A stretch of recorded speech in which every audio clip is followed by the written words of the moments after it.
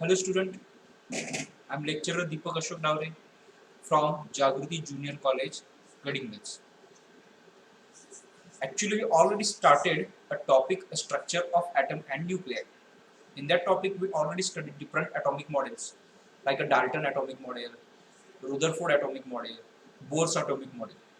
Okay, म्हणजे या टॉपिकमध्ये आपण वेगवेगळे atomic models बघितलेले आहोत, बरोबर. यांचा स्टडी आपण डिटेलमध्ये केलेला आहोत. बोर्स atomic model पण आपण पाहिलेला आहे. त्याच्यामध्ये आपण 3 पॉस्युलेट्स पाहिले होते आणि त्याच्यावरून आपण एनर्जी, रेडियस आणि व्हेलॉसिटीचं पण रिलेशन पाहिलं होतं. आता फक्त आपल्याला एवढंच पाहायचं आहे बाळांनो की बोर्स ॲटॉमिक मॉडेलचे असणारे ड्रॉबॅक, काही लिमिटेशन्स आहेत बोर्स ॲटॉमिक मॉडेलचे, ते फक्त आपल्याला शॉर्टमध्ये डिस्कस करायचं आहे. आणि त्यानंतर डी ब्लॉगलीज वेवलेंथ एवढं डिस्कस केले की ॲटम हा article atoms structure of atom and nuclear असं या टॉपिकचं नाव आहे. त्यातलं स्ट्रक्चर ऑफ ॲटम हा पूर्ण ओव्हरऑल पॉईंट संपते. त्यानंतर आपल्याला फोकस कशावर करावं लागेल, मग न्यूक्लियसवर. कशावर फोकस करावं लागेल बाळांनो, न्यूक्लियस. ओके, तर बोर्स ॲटॉमिक मॉडेलचे लिमिटेशन्स काय आता आपण पाहणार आहोत. म्हणजे पहिलं लिमिटेशन्स मी इथे सांगितलेलं आहे बघा, it could not explain the line spectra of atoms other than the hydrogen. म्हणजेच बोर्स ॲटॉमिक मॉडेलमध्ये फक्त हायड्रोजन ॲटमचा स्पेक्ट्रा एक्सप्लेन करण्यात आला. बाकीचे एलिमेंट जे पिरियॉडिक टेबल मध्ये आहेत, हायड्रोजन, हिलियम, लिथियम, हायड्रोजन सोडून जे बाकीचे एलिमेंट होते, लिथियम असेल, त्यानंतर हेलियम असेल, ह्या अदर एलिमेंटचा स्पेक्ट्रा एक्सप्लेन करण्यात आलेला नाही. हा त्याचा एक ड्रॉबॅक आहे. म्हणजे बोर्स ॲटॉमिक मॉडेलमध्ये फक्त आणि फक्त हायड्रोजन ॲटमचा स्पेक्ट्राचा आपल्याला संदर्भ मिळतो, बाकीच्या एलिमेंटचा स्पेक्ट्राचा आपल्याला संदर्भ मिळत नाही. त्यानंतर अजून काय सांगितलं, the intensity of emission of line seem to differ from line to line. म्हणजे जी स्पेक्ट्रम आपल्याला मिळाला त्यात लाईनची जी इंटेन्सिटी होती ती डिफर, म्हणजे त्या लाईनची इंटेन्सिटी प्रत्येक वेळी differ from line to line, म्हणजे मिळणाऱ्या लाईनची इंटेन्सिटी प्रत्येक लाईनची वेगवेगळी होती. हा पॉइंट बोर्स ॲटॉमिक मॉडेलमध्ये एक्सप्लेन केलेला नाही. म्हणजे जे आपल्याला स्पेक्ट्रा मिळाला त्यात प्रत्येक लाईनची इंटेन्सिटी ही वेगवेगळी होती आणि तसं एक्सप्लेनेशन आपल्याला प्रॉपर त्या थेअरीमध्ये मिळत. आणि थेरॉटिकली पॉइंट ऑफ व्ह्यू जर बघितलं आपण या बोर्स ॲटॉमिक मॉडेलकडे, तर सगळेचे सगळे पॉइंट थेरॉटिकली म्हणजे असे एक्झॅक्ट करेक्ट असलेला आपल्याला ऑब्झर्व होत नाही. हा एक ह्याचा ड्रॉबॅक आहे. कोणते 3 ड्रॉबॅक मी सांगितले. पहिला ड्रॉबॅक काय सांगितला, ही थेरी फक्त हायड्रोजन ॲटमचा स्पेक्ट्रा एक्सप्लेन करते, बाकीचे एलिमेंटच्या याच्यात संदर्भ येत नाही. दुसरी महत्त्वाची गोष्ट काय, जे लाईटची जी स्पेक्ट्रमची जी इंटेन्सिटी आहे ती लाईन टू लाईन काय होते, चेंज होते. ह्याचं लाईन टू लाईन काय होते, चेंज होते. यासाठी म्हणजे हे एक्सप्लेनेशन आपल्याला प्रॉपर त्या थेरीमध्ये भेटलेलं नाही. ओके, नंतर काय शिकलो, on the theoretical side also this model cannot entirely satisfactory. म्हणजे थेरॉटिकली पॉइंट ऑफ व्ह्यू जर बघितलं तर प्रत्येक वेळी सॅटिस्फॅक्टरी एक्सप्लेनेशन मिळतेच असं नाही. ओके, तर हे या थेरीचे किंवा बोर्स ॲटॉमिक मॉडेलचे असणारे ड्रॉबॅक्स आहेत. ओके, त्यानंतर आपल्याला आता बघायचं ते म्हणजे डी ब्रॉग्लीज वेव्हलेंथ. काय बघायचं म्हणून, D Broglie's wavelength. Actually D ब्रॉग्लीज हे एका सायंटिस्टचं नाव आहे. ओके, तर बेसिकली आपण जर मॉडर्न फिजिक्स मध्ये गेलो तर आपल्याला 2 फॉर्म्युले माहिती असणं गरजेचं आहे. एक E is equal to h nu. E is equal to h nu म्हणजे E म्हणजे एनर्जी आणि न्यू, H हा प्लँक्स कॉन्स्टंट आहे आणि न्यू म्हणजे काय, फ्रिक्वेन्सी. इथे तो फॉर्म्युला दिलाय बघा, E is equal to h nu. आणि वेल नोन फॉर्म्युला आपल्याला माहिती आहे तो म्हणजे कोणता, आइन्स्टाईनचा. कुठला, E is equal to mc square. इथे दिला आहे second formula, E is equal to mc square. या 2 फॉर्म्युल्यामध्ये जर मी फोकस केलं तर मला ऑब्झर्व होईल की ह्याची जी बाळांनो आपली LHS आहे, कोणती साइड पडतो, LHS डावी साइड ही सेम आहे कारण E आहे दोन्हीकडे. मग यांच्या मी RHS कंपेअर करू शकतो. काय करू शकतो बाळांनो, RHS काय करू शकतो, कंपेअर करू शकतो. म्हणून मी काय केलं बघा, hν is equal to mc square. मी काय केलं, hν is equal to mc square. म्हणजे थोडक्यात एनर्जीचे आपल्याकडे 2 फॉर्म्युले आहेत, E is equal to hν आणि E is equal to mc square. Okay, ह्या 2 फॉर्म्युल्याची लेफ्ट साइड काय होणार, एनर्जी सेम होणार. मग मी RHS यांच्या काय केल्या, कंपेअर केला. मग काय आला formula, hν is equal to mc square. Nu म्हणजे काय, फ्रिक्वेन्सी. न्यूचा अर्थ काय असतो बाळांनो, फ्रिक्वेन्सी. आणि फ्रिक्वेन्सीचा फॉर्म्युला काय असतो, c अपॉन लॅम्बडा. फ्रिक्वेन्सीचा फॉर्म्युला काय, c अपॉन लॅम्बडा. मी तुम्ही पुट करणार, मी तर न्यूचा फॉर्म्युला पुट करणार, कोणता, c अपॉन लॅम्बडा. c काय होणार, कॅन्सल होणार. मग होणार काय, h upon lambda is equal to mc. h upon lambda is equal to mc. मग ह्याच्यासाठी मी लॅम्बडासाठी रिलेशन मिळवणार, म्हणजे लॅम्बडासाठी फॉर्म्युला रिअरेंज करणार. काय नाही, क्रॉस मल्टिप्लिकेशन करणार. लॅम्बडा वरती येणार आणि m आणि c काय होणार, बेस लागणार. म्हणून मग वेव्हलेंथ, लॅम्बडा म्हणजे काय, वेव्हलेंथसाठी फॉर्म्युला काय करायचा, h upon mc. h upon mc. c म्हणजे काय, व्हेलॉसिटी ऑफ लाइट. c म्हणजे काय, व्हेलॉसिटी ऑफ लाइट. त्या सी ला मी व्ही देखील लिहू शकतो. त्या सी ला मी काय लिहू शकतो व्ही. म्हणून मी काय केलं बघा, लॅम्बडा ऍज इट इज लिहिला, एच ऍज इट इज लिहिला, एम ऍज इट इज लिहिला आणि I can replace c as a v, that is velocity of light. So we get relation, आपल्याला फायनल रिलेशन काय मिळालं, एच अपॉन mv काय मिळालं, h upon mv. कारण c मी कशाने रिप्लेस केला, v ने रिप्लेस केला. c कशाने रिप्लेस केला बाळांनो, v ने रिप्लेस केला. मग mv म्हणजे काय, मास आणि व्हेलॉसिटीचा प्रोडक्ट म्हणजे काय, मास आणि व्हेलॉसिटीचा प्रोडक्ट म्हणजे काय, मासला व्हेलॉसिटी दिली तर काय मिळते बाळांनो, मोमेंटम. काय मिळते, मोमेंटम. मोमेंटम कशाने रिप्रेझेंट करतो आपण, p. म्हणजे वेव्हलेंथसाठी फॉर्म्युला काय मिळाला आपल्याला, lambda is equal to h upon p. Lambda is equal to h upon p. याचा प्रूफ काय तुम्हाला लिहायची गरज नाही, हे मी तुम्हाला ऍडिशनली सॉल्व्ह करून दाखवलं. हे काय तुम्हाला बुक मध्ये ऑब्झर्व होणार नाही, तरी पण तुम्हाला हा फॉर्म्युला कसा आला, lambda is equal to h upon p कसा आला हे माहिती असेल. कसा आला सांगा बघूया.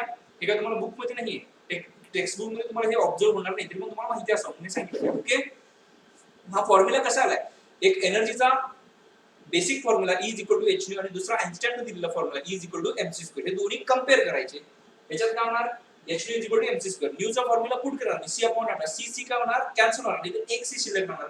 लॅम्बडा साठी फॉर्म्युला अरेंज करायचा आणि v म्हणजे c म्हणजे velocity of light. I can replace c as a v. So I will get lambda is equal to h upon mv. mv is nothing but the moment. Okay, so what is the de, आणि this is nothing but the de Broglie's wavelength. ह्या वेव्हलेंथला lambda म्हणजे wavelength, lambda म्हणजे काय बनवू wavelength. तर मग वेव्हलेंथचा फॉर्म्युला काय ऑब्झर्व झाला, h अपॉन mv. mv म्हणजे काय, मोमेंटम, आणि त्याला तुम्ही p ने देखील रिप्रेझेंट करू शकता. कशाने रिप्रेझेंट करू शकता, p ने. ओके, ह्या वेव्हलेंथला नाव काय दिलं म्हणून, डी ब्रॉग्लीज वेव्हलेंथ. ह्या वेव्हलेंथला नाव काय दिलं, डी ब्रॉग्लीज वेव्हलेंथ. ओके, कारण हे रिलेशन डी ब्रॉग्लीज ने आपल्याला दिलं. ओके, मग फॉर्म्युला काय म्हणणार सांगा, डी ब्रॉग्लीज वेव्हलेंथचा lambda is equal to h upon p. p चा फॉर्म्युला मी करू शकतो mv. ओके, मग आता डी ब्रॉग्लीज वेव्हलेंथचा आता आपण डिस्कस करणार. तर इथं मी काय केलं म्हणून, फोर्थ ऑर्बिट मध्ये एखादा इलेक्ट्रॉन रिव्हॉल्व व्हायला लागला. फोर्थ ऑर्बिट मध्ये पार्टिकलच्या फॉर्म मध्ये एखादा इलेक्ट्रॉन काय होता, न्यूक्लियसच्या भोवती रिव्हॉल्व होतो.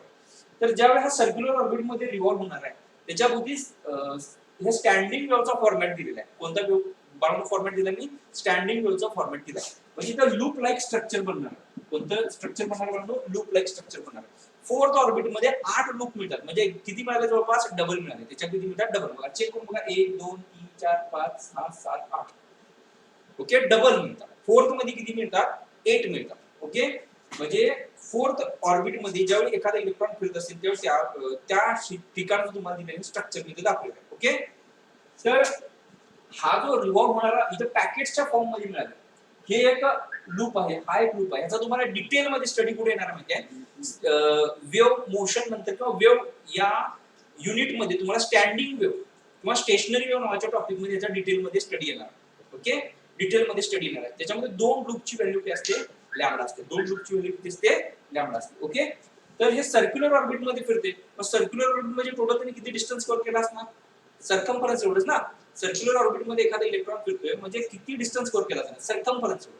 मग सर्कम्फरन्सचा मी फॉर्म्युला 2 पाय r, आणि मग इथे त्याने wavelength number of times wavelength, so n lambda.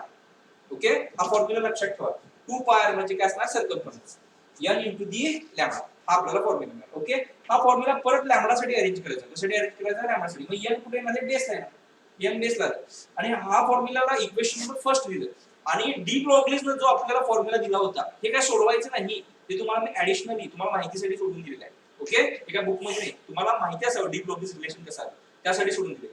म्हणजे पहिला फॉर्म्युला कसा मिळवला आपण, circumference is equal to the n into lambda. त्याच्यावर लॅम्बडा साठी आपण रिलेशन मिळवलं. काय नाही, तिरकस हे याला मल्टिप्लाय आहे, इकडे आल्यावर डिवाइड होणार. So this is the first relation. Second relation कुठलं सांगा, डी ब्रॉग्लीजचं, जे डी ब्रॉग्लीजने दिलं होतं ते कोणतं असणार, lambda is equal to h upon p. Lambda is equal to h upon p. h म्हणजे प्लॅंक्स कॉन्स्टंट, p म्हणजे काय असणार, मोमेंटम. या दोघांची कोणती साइड सेम आहे, LHS सेम आहे. म्हणजे RHS पण काय असणार, सेम असणार. ते आपण इथे कंपेअर करायचं. h upon p is equal to 2 pi r upon n. 2 pi r upon n असणार, बरोबर. याच्यासाठी आपण काय केलं बघा, नंतर ह्याच्यामध्ये आपण काय करायचं, मोमेंटम साठी रिलेशन मिळवलं. कुणासाठी रिलेशन मिळवलं बघा, मोमेंटम साठी.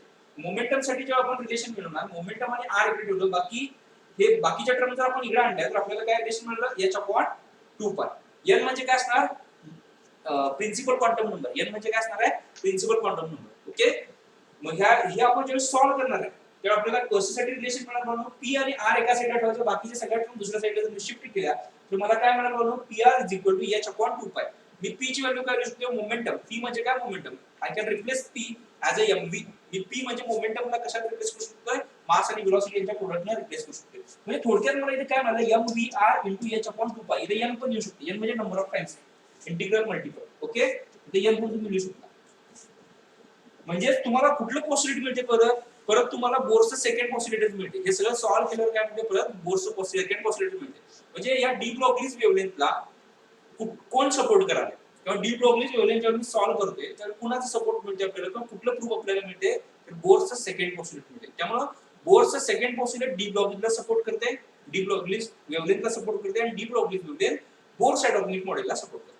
म्हणजे दोन्ही एकमेकाला म्हणजे ह्या बोर्स ॲटॉमिक मॉडेल थ्रू आपण डी ब्रॉग्लीज वेव्हलेंथचं प्रूफ घेऊ शकतो किंवा डी ब्रॉग्लीज वेव्हलेंथ थ्रू आपण बोर्स ॲटॉमिक मॉडेलचे जे सेकंड पॉसिबिलिटी आहे ते प्रूफ करू शकतो. एवढंच आहे याच्यामध्ये. ओके तर याचे फक्त पॉइंट्स लक्षात ठेवा. ते 2 पाय r म्हणजे circumference is equal to n into lambda. याच्यावरून आपण वेव्हलेंथ साठी रिलेशन मिळवायचं. कुणासाठी रिलेशन मिळवायचं म्हणून वेव्हलेंथ साठी. नंतर डी ब्रॉग्लीज वेव्हलेंथचा formula h upon p. Okay हे दोन फॉर्म्युले कंपेअर करायचे आणि आपल्याला कोणतं मिळणार म्हणून angular momentum is equal to the integral multiple of flying constant हे रिलेशन मिळते. ओके आता नेक्स्ट जो पॉइंट आहे म्हणून त्याच्यामध्ये आपल्याला न्यूक्लियसवर फोकस करायचा. कशासाठी फोकस करायचं म्हणून न्यूक्लियस. ते मी तुम्हाला सेकंड लेक्चर मध्ये ह्याच्यानंतर मी लगेच ते लेक्चर सेंड करणार आहे. त्याच्यामध्ये तुम्ही ते बघू शकता. त्याच्यामध्ये आपण न्यूक्लियस त्यानंतर न्यूक्लियस मध्ये कोण कोण असते प्रोटॉन न्यूट्रॉन त्यानंतर आयसोटोप म्हणजे काय आयसोटोन म्हणजे काय आयसोबार म्हणजे काय त्यानंतर आपण इलेक्ट्रॉनचं मास किती आहे प्रोटॉनचं मास किती आहे न्यूट्रॉनचं मास किती आहे हे आपण स्टडी करणार आहे. शक्यतो हे मासेस तुम्हाला 2-3 वेळा म्हणून पाठच करावे लागतील. इलेक्ट्रॉनचं मास प्रोटॉनचं मास आणि न्यूट्रॉनचं मास. ओके त्यानंतर ॲटॉमिक मास युनिट हे कोणत्या एलिमेंटच्या रेफरन्स थ्रू बनवलेलं आहे हे आपण डिटेलमध्ये न्यूक्लियस या पॉइंटवर स्टडी करायचं आहे किंवा न्यूक्लियस याच्यामध्ये आपल्याला डिटेलमध्ये त्याचा स्टडी करायचा आहे. थोडक्यात आता ॲटम हा आर्टिकल संपलेला आहे. स्ट्रक्चर ऑफ ॲटम संपला. आता आपल्याला कशावर फोकस करायचं याच्या पुढे न्यूक्लियसवर फोकस करायचं. ओके मी लगेच ह्या लेक्चर नंतर दुसरं लेक्चर सेंड करणार आहे. त्याच्यामध्ये तुम्ही न्यूक्लियसचा डिटेलमध्ये स्टडी करू शकता. ओके